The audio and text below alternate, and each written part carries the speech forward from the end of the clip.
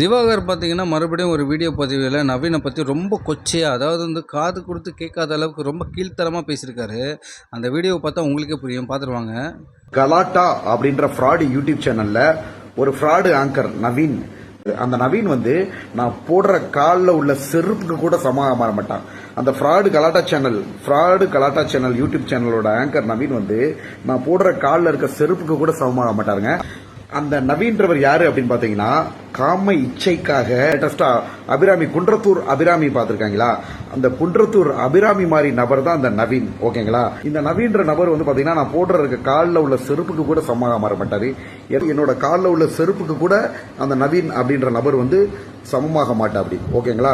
நான் சொல்றேன், குன்றத்தூர் அபிராமியும் அதே மாதிரி இந்த நவீன் அப்படின்றவர் கண்டிப்பா நல்ல குடும்பத்திலிருந்து வந்த நபர் மாதிரி தெரியல.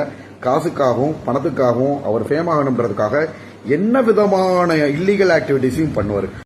எப்படி பேசுகிறாரு பாருங்க இந்த திவாகர். அதாவது பார்த்தீங்கன்னா, இவர் பெருசாக ஏதோ வந்து பாதிப்படைய போகிறாருன்னு தான் எனக்கு தோணுது. அதாவது ஒரு ஆங்கரை வந்து எந்த அளவுக்கு வந்து தரக்குறைவாக பேசியிருக்காருன்றது இந்த வீடியோ பார்த்தாலே உங்களுக்கு புரியும். ஒரு ஆங்கர் வந்து என்னுடைய கால் செருப்பு கூட சமம் இல்லை அப்படின்ற மாதிரி சொல்கிறாரு. அதாவது பார்த்தீங்கன்னா, இவரை மட்டும் சொல்கிறாரு நீங்கள் நினச்சக்கூடாது. ஒட்டுமொத்த ஆங்கரையும் தான் இவர் சொல்கிறாரு. புரியுதுங்களா? நம்ம தேடி தேடி போய் வீடியோ எடுத்து இருந்தாலும் வந்து ஃபேமஸ் ஆகிறதுக்கு யூடியூப்பில் போடுறீங்கல்ல, அப்போ நீங்கள் அந்த இன்டர்வியூவில் கேட்குறாருங்களா, ஒவ்வொரு ஆங்கரும் அந்த ஆங்கரை தான் கேட்குறாரு. அப்போ ஒட்டுமொத்த ஆங்கரும் பார்த்தீங்கன்னா, என் கால் செருப்புக்கு சமம் இல்லை அப்படின்ற மாதிரி சொல்கிறாரு. அதாவது பார்த்தீங்கன்னா, பத்திரிகையாளரும் சரி, இந்த மாதிரி ஆங்கரு, இந்த மாதிரி ஆட்கள்லாம் பார்த்தீங்கன்னா, இனிமேல் இந்த ஆளை வந்து நீங்கள் தொடவே கூடாது. அதாவது இந்த ஆள் வந்தால் கூட நீங்கள் வீடியோ எடுக்க பக்கம் ஓடக்கூடாது. புரியுதுங்களா? அப்படியாப்பட்ட வியூஸ் உங்களுக்கு என்ன, இவ்வளோ மானம் கெட்டு போய் வந்து வியூஸுக்காக நீங்கள் இவரை போய் இன்டர்வியூ எடுத்து இப்படி போட்டு இன்றைக்கி வந்து இந்த மாதிரி பேசுகிறாரு இல்லையா? எல்லாம் வந்து சினிமா துறையில் வளர்ந்தால் எந்த அளவுக்கு இருக்கும் சினிமா துறைன்றதை கொஞ்சம் யோசிச்சு பாருங்கள். புரியுதுங்களா?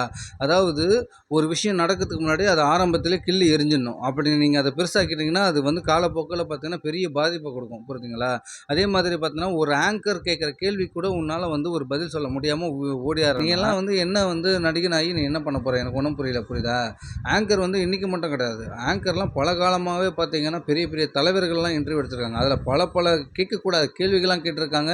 இன்றைக்கும் வந்து அது நடந்துதான் இருக்குது. இருந்தாலும் தைரியமாக அந்த தலைவர்களை எதிர்கொண்டு அதை வந்து பேசியிருக்காங்க. இந்த மாதிரி அவங்க வந்து ஓடியாரில் பயந்துக்கிட்டு. அதாவது என்ன சொல்ல வரேன்னா, இனிமேலும் பார்த்தீங்கன்னா இவரை வந்து வீடியோ எடுக்கிறத வந்து ஸ்டாப் பண்ணுங்க. புரியுதுங்களா? இதுக்கு மேலே ஒரு அசிங்கம் வந்து இதை கேட்கும்போது எனக்கே ரொம்ப கோபமாக வருது. புரியுதுங்களா?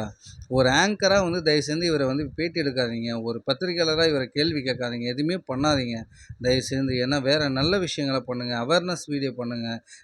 வாய்ப்பு தேடி அலையிறவங்களுக்கு ஏதாவது வாய்ப்பு கொடுங்க. திறமை உள்ள ஆட்களை மேலே வர வைங்க ப்ளீஸ். தயவுசெய்து இந்த மாதிரி ஆட்களை வந்து தடை பண்ணுங்கள் ப்ளீஸ். இனிமேல்